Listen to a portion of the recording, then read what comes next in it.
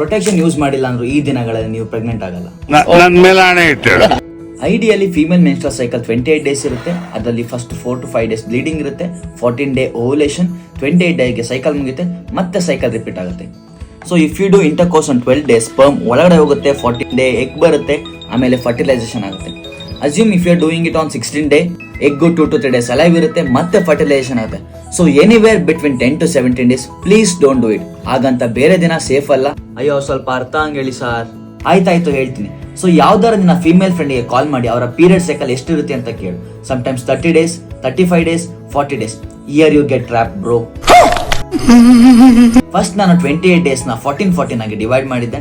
ಅದರಲ್ಲಿ last 14 days fixed ಇರುತ್ತೆ, first 14 days vary ಆಗುತ್ತೆ.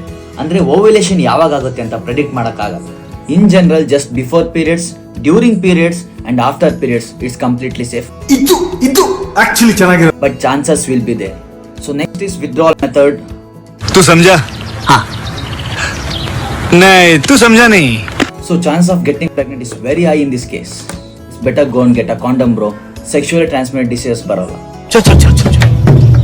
ಸೊ ಇಷ್ಟೆಲ್ಲ ಪ್ರಿಕಾಷನ್ಸ್ ತಗೊಂಡು ಇನ್ ಕೇಸ್ ನೀವು ಪ್ರೆಗ್ನೆಂಟ್ ಆದ್ರೆ ಏನ್ ಮಾಡ್ಬೇಕು ಅಂತ ನೆಕ್ಸ್ಟ್ ರೀಲ್ಸ್ ಅಲ್ಲಿ ಹೇಳ್ತೀನಿ. So do follow my page. ಹಂಗೆ ಇರಿಲ್ ನನ್ನ 4 ಜನ ಗರ್ಲ್ ಫ್ರೆಂಡ್ಸ್ ಇದ್ರು ಇನ್ನೂ ನಾನು ಸಿಂಗಲ್ ಅಂತ ಹೇಳ್ಕೊಂಡು ಅಡ್ಡಾಡೋ ನಿಮ್ಮ ಫ್ರೆಂಡ್ಗೆ ಶೇರ್ ಮಾಡಿ.